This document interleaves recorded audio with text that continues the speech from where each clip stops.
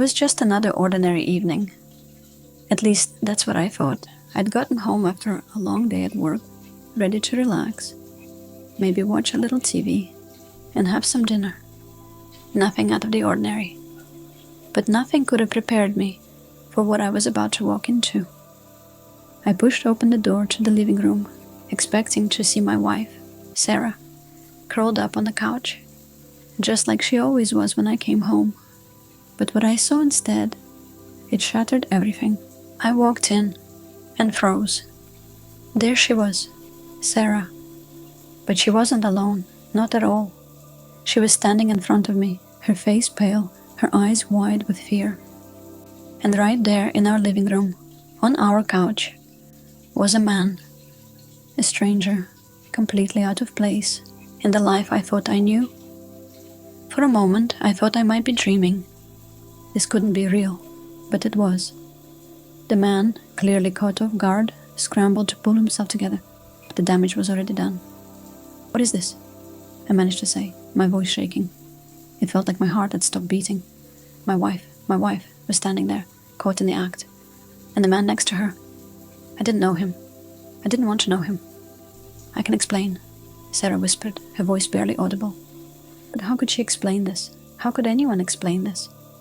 I felt my blood run cold as the reality of what I was seeing sank in.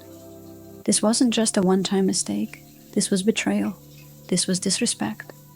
My mind raced, trying to process what was happening. "Who is he?" I asked, trying to hold it together. But I didn't want an explanation. I didn't want a story. I wanted answers. I wanted the truth. She didn't say anything at first. Just stood there, looking at me, like a deer caught in headlights. Then the man, her lover I suppose, spoke up, his voice thick with guilt. "I'm sorry, man. I didn't know." "You didn't know?" I cut him off, my anger rising. "Didn't know what? That you were sleeping with my wife? That you were tearing apart everything I worked for?"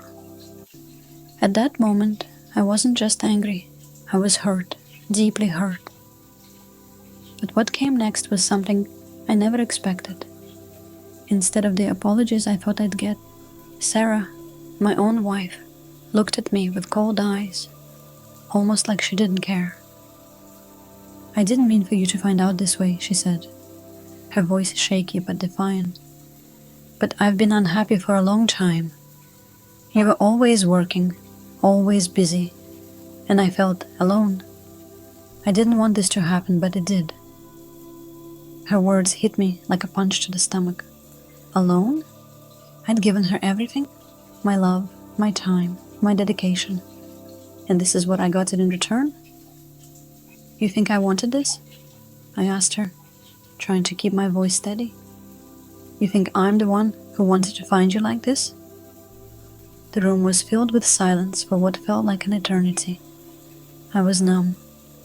The woman I loved, the woman I trusted, had betrayed me in the worst possible way. And now, she was standing there, explaining it like it was just another misunderstanding. But I knew better. There was no misunderstanding here. This was calculated. This was real. I turned away for a moment, not sure if I could even look at her anymore. But then, a thought hit me. If she thought this was the end of it, she was wrong. This wasn't just about me being hurt. This was about revenge, about showing her, showing both of them, that I wouldn't just stand by and let this slide. The next few days were a blur. I couldn't focus at work, I couldn't sleep, I couldn't think straight. But one thing was clear. I wasn't going to just let this betrayal go unanswered. I began to make a plan that would turn the tables. I wasn't sure what exactly I would do yet, but I knew I wanted her to feel the pain, the betrayal that I felt. I wanted her to understand what it felt like to have everything she took for granted ripped away. Then it happened. I got a call. It was from a friend of mine. He'd seen Sarah and her lover, the same man I had found on the couch, out at the bar together. They were laughing, touching each other. They were in love, and she hadn't even cared to hide it. I knew this was my chance. I couldn't let this go on any longer. I needed to do something that would shake them both to their core. Something that would make them think twice about betraying me again. I set everything in motion. I reached out to a few of Sarah's close friends, the ones she'd confided in. I found out where she and her lover would be that weekend. The plan was simple. Show up at the exact right moment, with the exact right words, and confront them both again. This time with the full force of my hurt and anger. But nothing could prepare me for what I saw when I walked into that hotel room. There they were, together, but this time, something was off. It wasn't just the affair that shook me. It was the emptiness in their eyes. And as I looked closer, I realized something even more shocking. This was just the beginning of a much bigger story, one that neither Sarah nor her lover would have ever predicted. As I approached the bed, my heart racing, I noticed something strange. Sarah's lover wasn't moving. He was lying there, motionless. I reached out to check his pulse, but I couldn't feel anything. No heartbeat, nothing. I froze in disbelief. How did he get there? Was he dead? Did Sarah have something to do with it?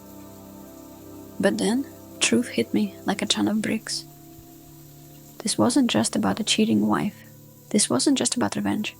This was about something deeper, darker, something far more dangerous. I turned to Sarah, desperate for answers. And as she looked at me, her face twisted in guilt and fear, she whispered the words that would change everything. I didn't mean for this to happen. I swear I didn't. In that moment, everything I thought I knew about love, betrayal, and revenge was flipped upside down.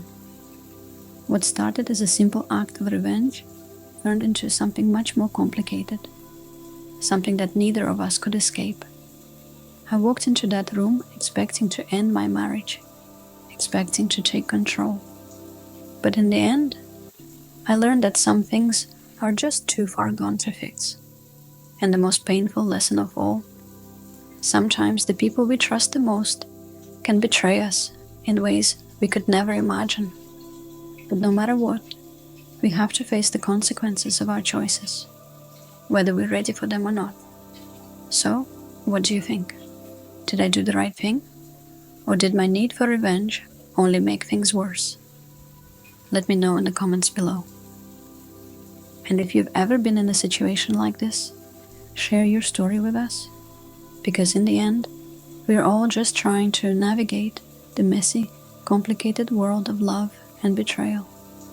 Don't forget to like and subscribe if you want to hear more stories like this one. You never know what you might learn from someone else's mistakes. Thanks for watching, and I'll see you in the next video.